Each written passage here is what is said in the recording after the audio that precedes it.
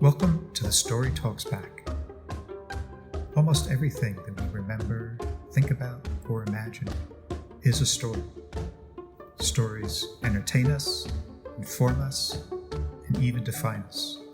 They have upsides, and they have downsides. This podcast explores the power of story in every aspect of our lives.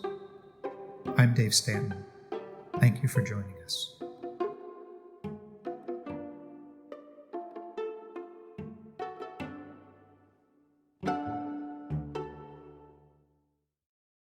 Toby Amies is an artist-filmmaker based on the south coast of England.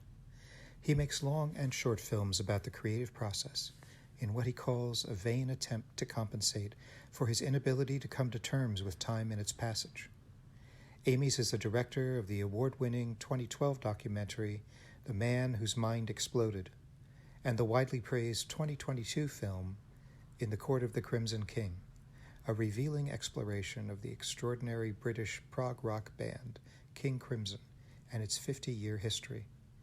Amies reports that he is hoping for an autumn global release of the Crimson movie, which Chris Willman of Variety has already called about as good as rock documentaries get. Amies loves tomatoes, being proved wrong, seashells, and cats. So Toby, welcome to the Story Talks Back. It's great to have you on the program. Thank you for your time. Thank you. As someone who's become intimate with the concept of discipline in the last few years, I'm slightly trepidatious about talking back. You know, I don't usually talk back. All right. It's my ambition then. I wanted to start out, and I usually start out the interviews by talking about stories and storytellers in your past. So thinking about, your childhood, your formative years, can you think about storytellers who may have influenced you or particular stories that may have inspired you? Richard Scarry.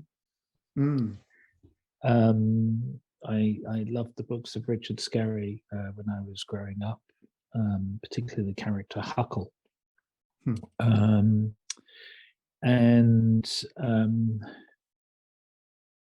My sister and I used to play a game which we called Jack. Both of us played a character called Jack, separate characters called Jack, rather. And one of us was always in trouble. And the other Jack was always helping the first Jack out. And they used to oscillate as to which one of us was in mortal danger. Normally it was, a cliff or a shark or something like that. But that was an early sort of storytelling experience for me, I suppose. And I sort of mark my kind of awareness of like cinematic storytelling from the time my dad took me to see The Enigma of Caspar Hauser at the Yves Art Center. It must have been, I suppose, in the early 80s, I think. And that's where, I think that's the point where I just became really aware of cinema's ability to take you to a completely different place and be immersed in. And that's such an incredible story as well. And it also, there's a sort of tone that Herzog's films from that period, I'm thinking particularly of Nosferatu as well, this kind of dreamlike tone to them. But there's just a sort of, there's an assumption that what you are watching is real in those films, which is is kind of magical. So they had an enormous influence on me. And then both my parents, well, my dad still is a great reader. My mum's not with us anymore, unfortunately, but they both consumed enormous amounts of literature. My mum was an English teacher, so I was exposed to lots of different types of stories when I was growing up. And my dad was a great lover of science fiction. So I devoured an awful lot of mostly quite trashy science fiction. But I absolutely adored it. And also my grandfather was a fan of Edgar Rice Burroughs, who's most famous for Tarzan, of course, but before then, the sort of Martian series, which now I think, I mean, especially with Tarzan, but I imagine if you look back on the Martian series as well, they would be full of notions and concepts that would be considered very, very problematic. But at the time, I found them pretty inspiring because, again, you're thrown into these immersive narratives, which as a young boy I just devoured. And that should be a good example of just how long I can go on given a short question. Sorry. That's fine. But all of those, as you said, are imaginative, and the two movies you've made so far are both quote unquote true stories. So how do you sort of find a story that you feel needs to be told? Like, how does what in the story sort of signals to you that this is something you can really sink your teeth into? At the risk of coming up with sort of mystical bollocks, I think it's the other way around. If I'm honest, I think the story finds you. And I suppose that with regards to my practice, it's sort of two-pronged, is that I make short films for something approaching a living. And generally speaking, those films are commissioned and they're normally about the creative process in one form or another. And then with regard to the feature films, yes, it's that the story tends to sort of like draw me in or advertise itself to me, I guess, in a sense. Like with Draco, I saw him cycling past me because we used to live in the same neighborhood. And he was wearing a cape, with blue eyebrows and this sort of shaved head and this extraordinary moustache. And my reaction was just to be like, who on earth is that? Or almost like, what on earth was that? And I don't mean that in some sort of objectifying way of him. It's just, I was just really he was like a one-man intervention into the spectacle or creation of a far more interesting spectacle, actually. And as the film really documents my passage from a supposedly objective filmmaker to a highly subjective experience of the relationship I had with him. So in that sense, the film really kind of drew me in. And about a third of the way through the process of making that film, I was totally lost. I just sort of didn't know what the narrative was going to be. I'd never made a long form film before. And to be honest, and I don't mean this in an unpleasant way, but most of the people associated with the film had slightly lost interest in it at that point as well, because there didn't seem to be any particular end in sight. So the fact that I became, or at least I felt responsible towards my subject, meant that the film, the form followed the function, I suppose, in that sense. And then, of course, the King Crimson documentary came out of The Man Whose Mind Exploded, because I was having Christmas drinks at Robert and Toya's house. And I was talking to Robert how somebody had recently contacted me on Instagram to say that they'd sort of developed a sort of a sex cult based on the notion of cosmic fuck, which is a tattoo that Draco had on his chest. And I was saying to Robert how great it was to have made something and put it out into the world, and then for it to mean something for other people that you could never have conceived of, you know. And that conversation led to Robert calling me the next day, or emailing me the next day and saying, you know, come over and have a chat. And he suggested the original title for the film, which was Cosmic Fuck, but fuck was spelled F-U-K-C, prog rock pond scum set to bum you out.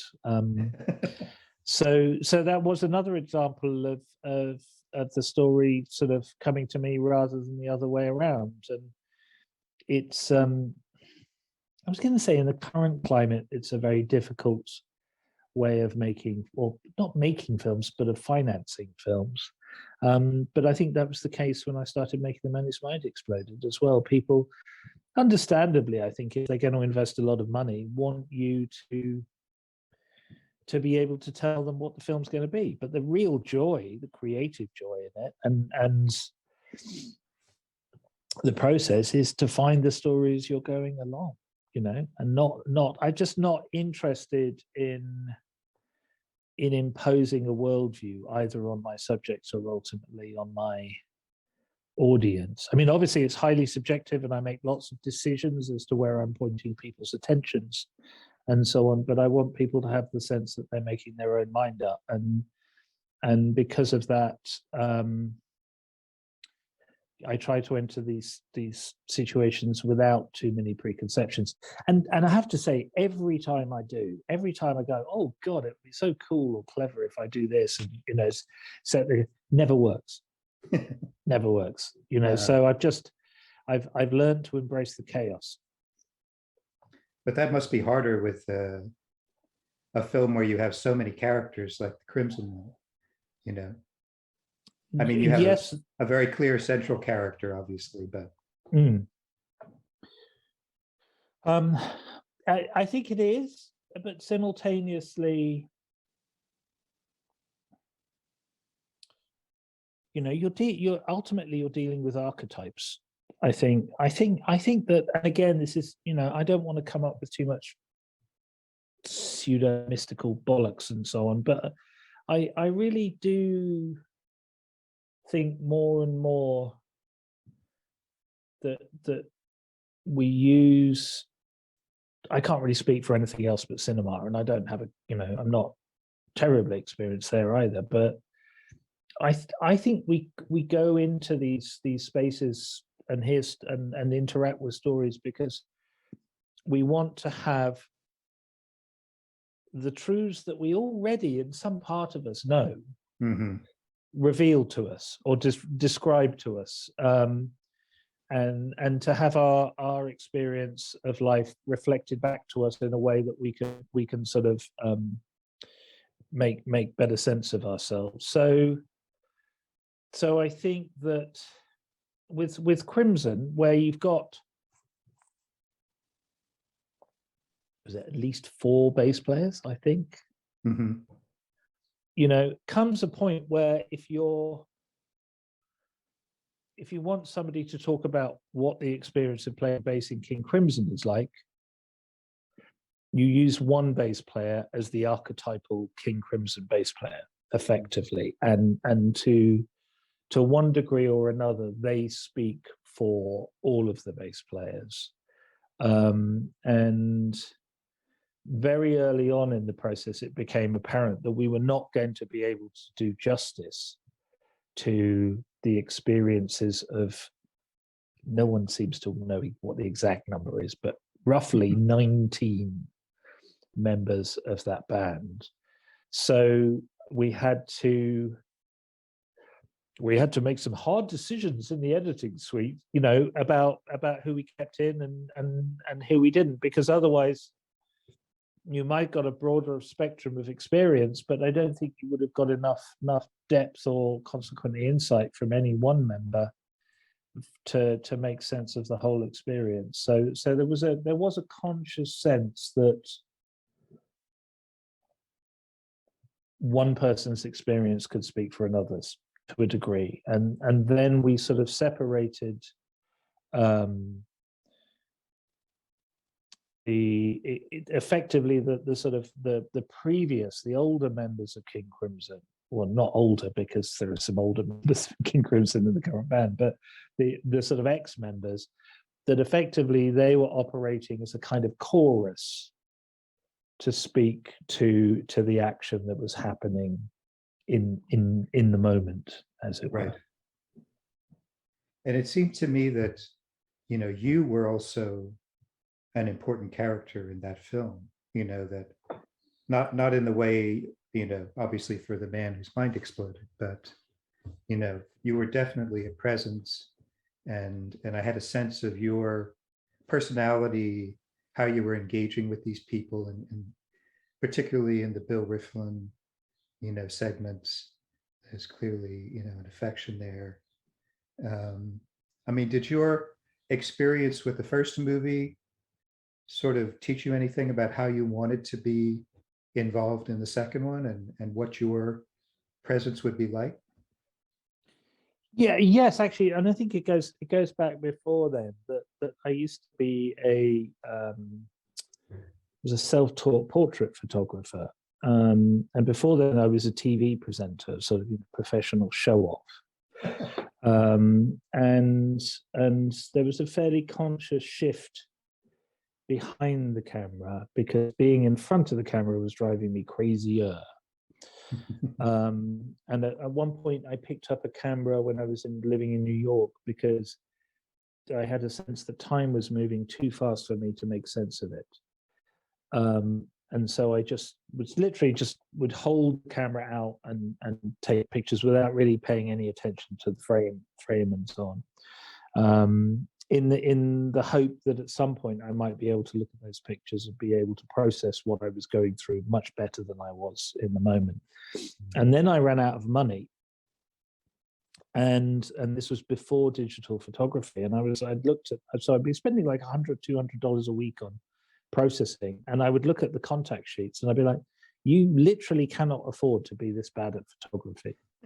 So I sort of taught myself to be a better, hopefully, photographer. And then I needed to make a living out of it. And so rather than do anything too ambitious or sort of artistic, I just got any work that I could. So I did a lot of wedding photography, and I also sort of carved out a niche of sort of taking portraits of people for trade magazines, nothing fashionable or cool or but it was reasonably well paid. And I learned at the time, the sort of academic discipline of photography then was this sort of so-called deadpan style, which was supposedly quite sort of objective approach to the subjects, and I really hated those photographs. And I just increased, because I would look at the people in those pictures, and it always seemed to me like they were going, what's he doing? Why is he not talking to me? Why is she sort of all the way over there and taking the picture? And I don't feel really uncomfortable and so on. And because I'd done taken these pictures of these real people, if you like, for these trade magazines and the weddings sort of thing, I just it became increasingly aware, because you have to overcome people's fear of the camera. There was a point when almost every day I would turn up for work and somebody would say I'd hate having my picture taken. And I was like, so I used to say to them, you probably, to be honest, you hate the photographers who've taken your picture more than the process. So it's a very long way of saying that like, I had this sense that some photographers would turn up and they would impose their ideas on the subject, and they would, aesthetically the photos were great and so on, but you wouldn't really learn about anything about the person other than what the photographer wanted to tell you. So, and because I'm garrulous and a show off and stuff, and I just like people, I spent a bit more time loosening people up. With digital photography, you can show people how they look and so on, and that makes a massive difference. Gives them a sense of agency in the process, and it becomes a collaboration that way. And then you develop a rapport and a relationship with the person, and that's what you take a picture of. and if you're taking it's like conceptually it's lovely because you're taking a picture of something that's invisible, a relationship, but also I just felt like if you can make somebody laugh and you get a smile out of them or whatever, then you create a connection and you record that, and then if you're looking at that picture, you get a bit closer to the person, you begin to understand the person, and that is absolutely how I make my sort of main proper films, if you like, or whatever, my features, is that it's not about putting me in there at all, and a big part of the editing process is trying to cut me out as much as possible, because it's not my story. I'm not interested in I've been on telly for ages, so I don't have any need anymore to tell people about me directly in a way. Of course everybody's work is autobiographical to one degree or another, but I try and establish relationships with my subjects that give the audience a way in to that person, and to do that without making my point of view apparent, I think would be disingenuous. At the same time, there's this constant sort of balancing act going between like making sure I'm not in there too much, and also making sure that there's a way in to what's going on. Plus, if you have a sense of this dialogue, then you have a sense that you're caught in a moment, and that's the thing that I sort of, excuse me, tea burp. That's the thing that I'm actually very excited about now in terms of making films is, and I think I worked with a fantastic editor on this film, Ollie Huddleston, who's sort of very experienced in sort of classic observational documentary making. And he deserves a huge amount of credit for the Crimson film. But we worked together to just create the sense of a moment. Again, it's about like creating a subjective experience for the audience rather than two objective ones. When we were making The Man Whose Mind Exploded, I said to Jim Scott, another extraordinarily talented editor I work with, I said that we should be careful never to show Draco as an object. That when we're really engaging with him, it's a subjective experience. And there's only really one time where he's shown as an object, and that is where you see other people sort of objectifying, like pointing at him in the street and stuff. And by the time that happens in the film, it creates this reaction in the audience where they're like, hey, that's our guy, don't, because they've already made that kind of that tractor beam of human connectivities locked on there, and that they're on side there, and that first bit where you see him objectified by somebody else reminds them that they're on Draco's side, and from that point on, I think we've got them in a sense, as Draco had me. I fell in love with Draco in pretty much the first day I met him. It's interesting though, because when you're a celebrity like Fripp, you are also very recognizable, and you stand out. People look at you, stare at you potentially. So in a way, maybe that's a through line between the two experiences, Absolutely. And I mean, there are so many interesting conversations that are not in the Court of the Crimson King.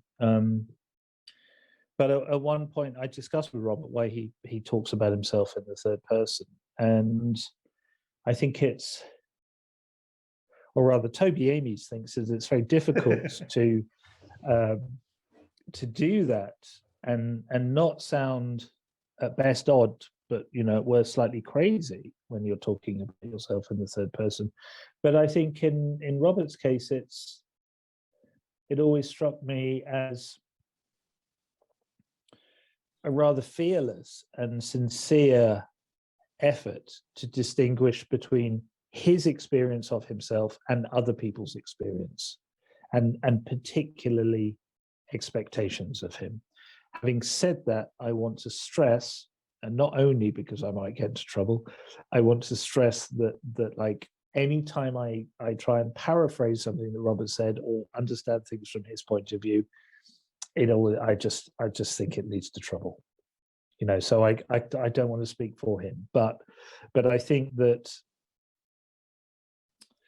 certainly, insofar as I've interacted with famous people, the ones who manage to stay sane, and there's great irony in this, are the ones who manage to create a secondary version of themselves that they interact in the outside world with. Because I don't think you can remain sane walking around doing the necessary thinking to work out what people that you've never met think of you, but you're required to deal with people's expectations and assumptions about you when you interact with them.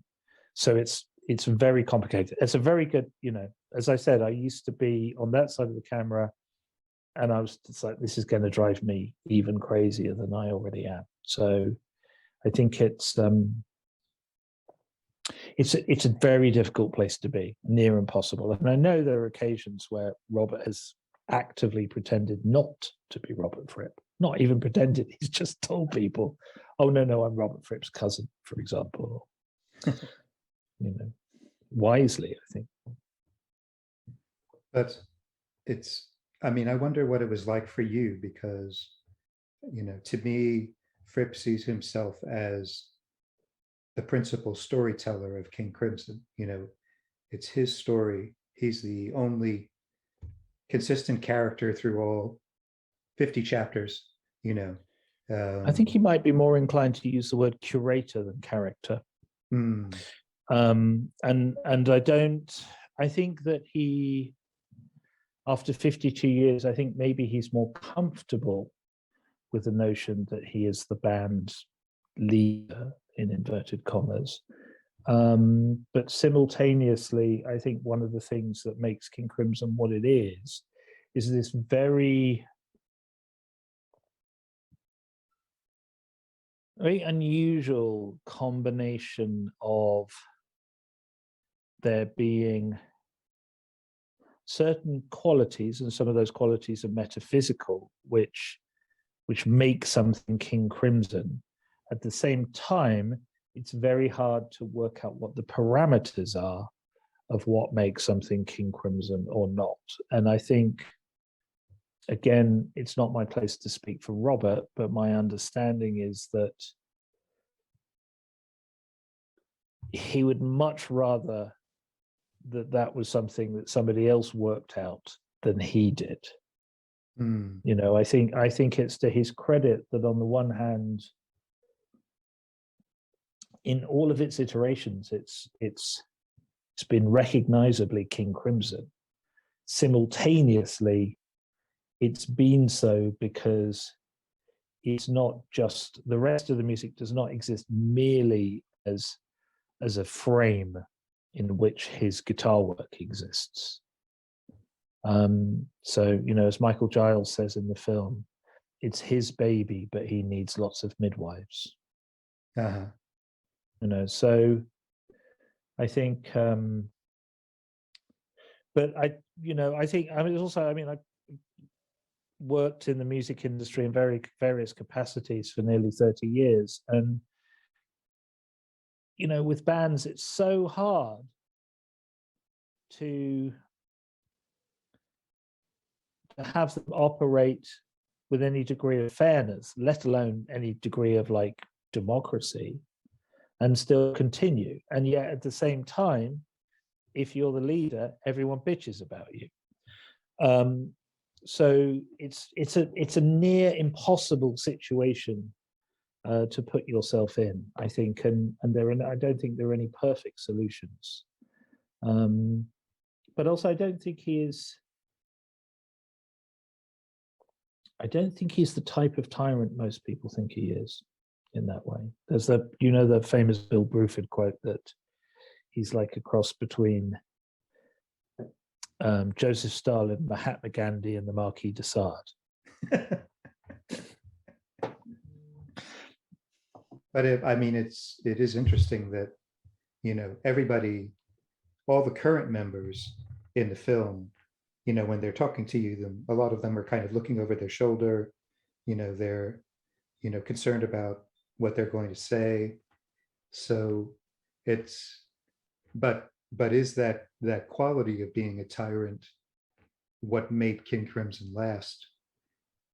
You know, is that what held it together? Without that, what would have Again, happened? I just don't, I honestly like, again, I don't like talking for him, but I think he hates telling people what to do. I hate telling people what to do, and I'm a director, and it's like a sort of, I have a certain degree of sympathy for someone who, it's like, if you go to Robert with a problem,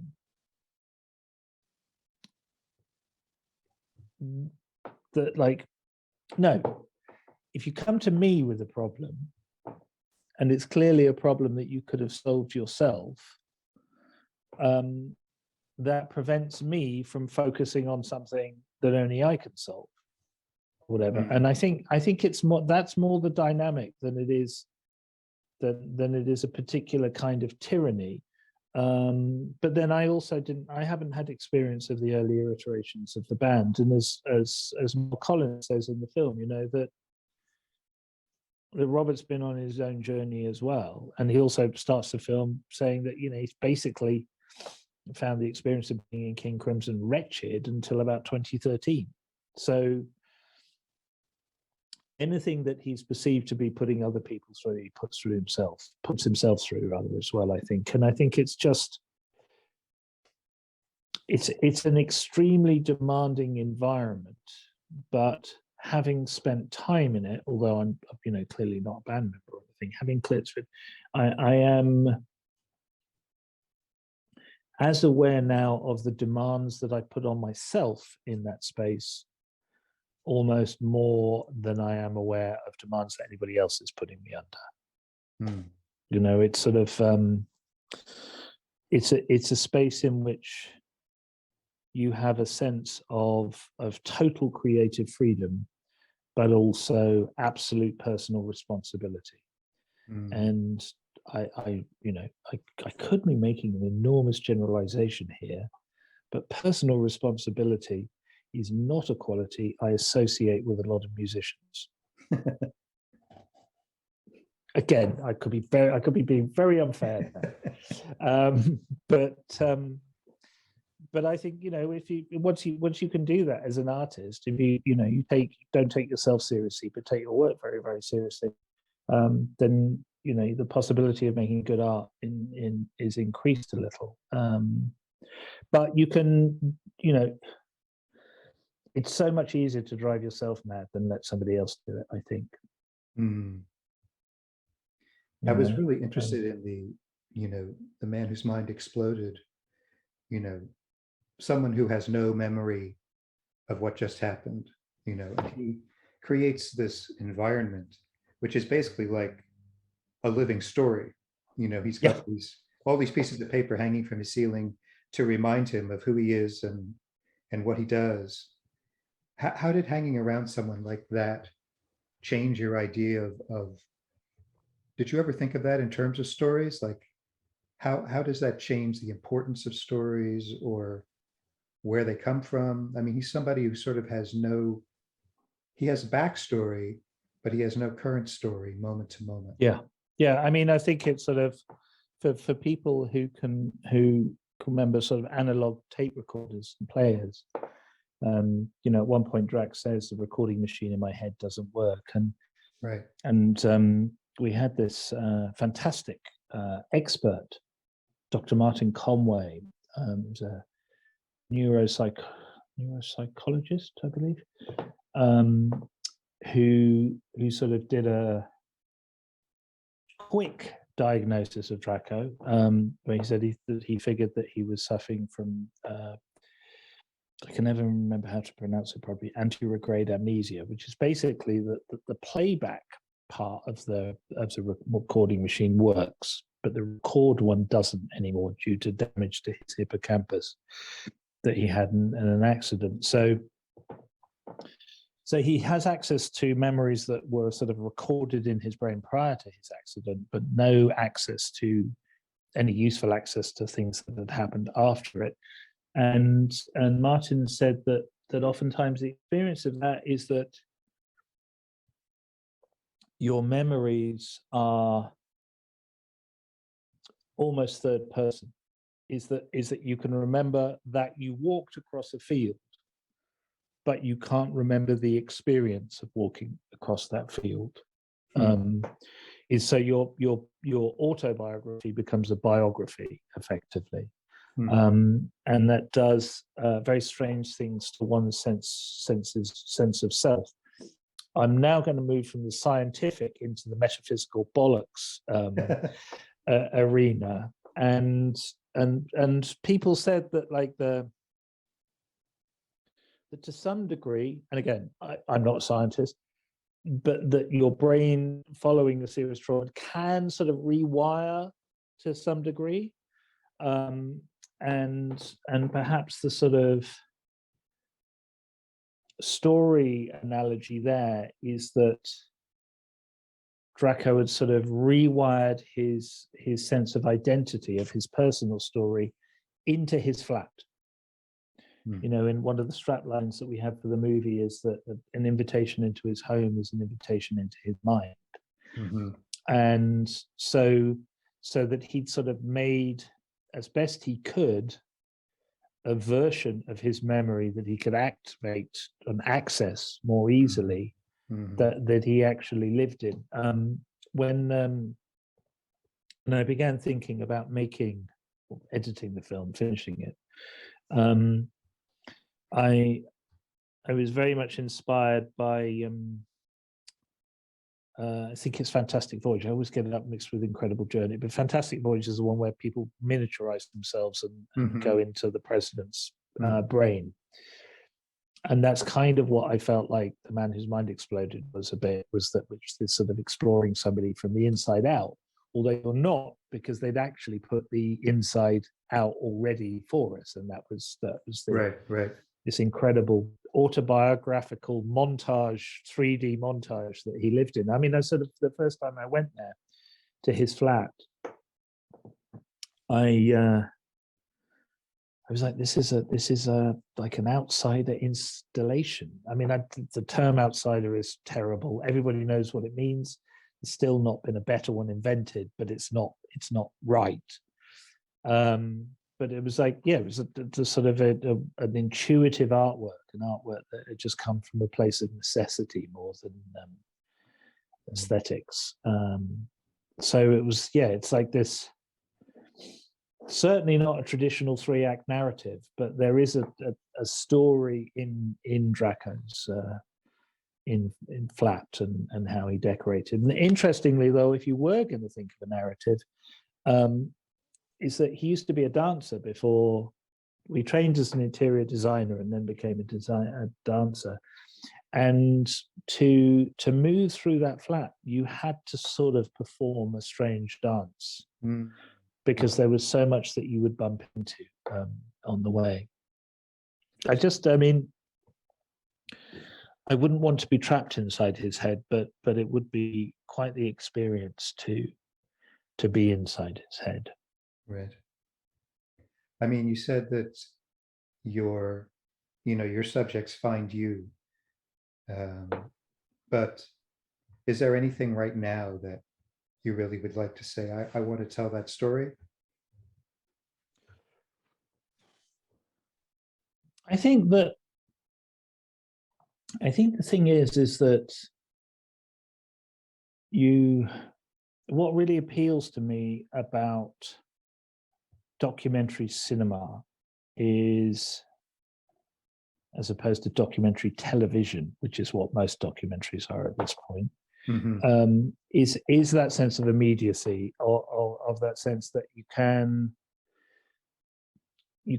give the audience a sense that they're existing in the moment that is being shown on screen. And that's really important to me, is that it's sort of, I think I need the help of talented editors and producers to guide me in structuring a film in such a way that it's palatable to an audience and makes sense Because left to my own devices, it would just be a series of moments stuck together. Of like, you know, moments like there's the moment in the film where Robert starts shouting at me because I'm asking stupid questions, or one of the moments where Robert starts shouting at me because I'm asking stupid questions. And that's just like, it's sort of, it's not particularly well filmed and exposed or whatever, but it's like, you're like, whoa, this is really happening. And it's really, you know, tense and stuff. So it's hard to say because of that, because that's what I like. It's hard to say necessarily where I will find moments like that in terms of writing a treatment, you know, that says, or, you know, so there's no way you could anticipate that, right? Not really. No, I mean, you can anticipate it by making sure that you're in the right place at the right time, or as other people, you know, call it luck. But it's, you have to be, you know, for every time you're in the right place at the right time, you're at the right place in the wrong time, or the wrong time in the right place, you know, tens of thousands of times. So, but it's like those moments are the things I really like. That's how I like to carve out my films. So it's just hard to know where to get them, and sort of stories that like are already pre-existing. I mean, I did at one stage quite a few years ago think, I was like, I think there's probably a story in that WeWork bloke. And I left it a bit late to sort of get involved there. So I suppose, you know, you can have a sense of that. But at the moment, I'm making a film about the beach that's at the end of my street. It's about half a mile from my house. And currently that involves filming a lot of waves. And it's got nothing to do with not wanting to have anything to do with any complicated personalities at all. But that's a film about place, and it's a film, it's going to take me 2 or 3 years to make, I think. And I have no idea where that's going. But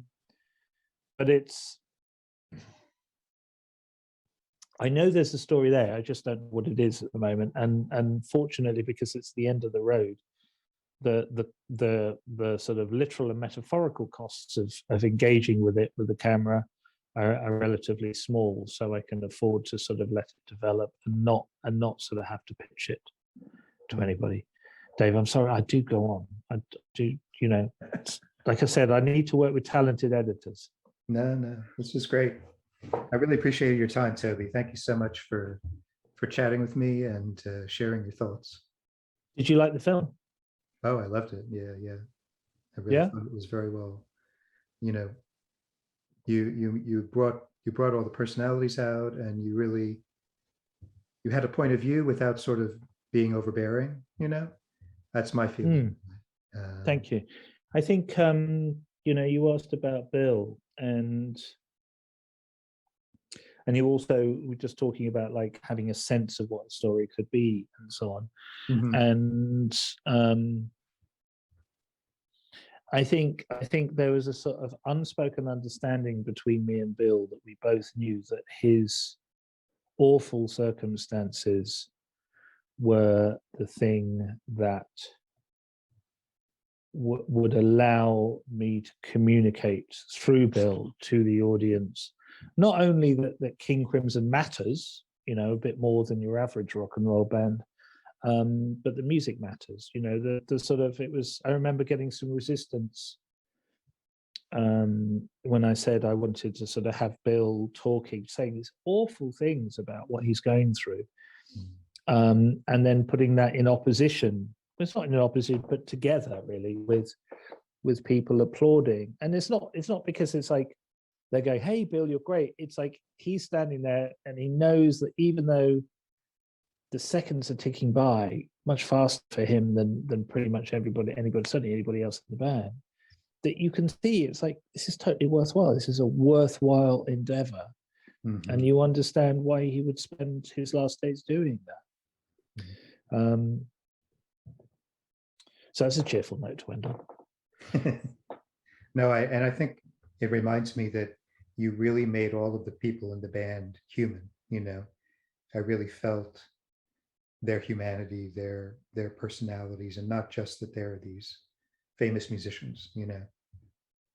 Yeah, no, I think it's like it's. I mean, that's what you go into cinema for. You don't, when I was working in television and so on, there's this constant narrative of success and nothing's wrong, and there's sort of, and there's a sort of, I think that hypnotizes an audience to some degree and ultimately makes people miserable. But I think that when you see people genuinely struggling with things that everybody struggles with, I think you make a human connection with it. And I think I used to say, I'm making a film about the human condition using king crimson as a medium. It's pretentious, but it's true. It's like, I mean, life's too short to do anything else, I think, isn't it? I mean, you want Totally. you want to get something out of it, or I want the audience to get something out of it. Really appreciate it, Toby. Thank you so much. My pleasure, Dave. The Story Talks Back is produced and hosted by Dave Stanton. The music you're hearing now was written and performed by Christopher Daydream. The theme music at the beginning of our show is an excerpt from Play by Merlin Twelfhoven, performed by Kronos Quartet as part of their 50 for the Future series. Please subscribe to The Story Talks Back on Podbean and check us out on Instagram. See you next time.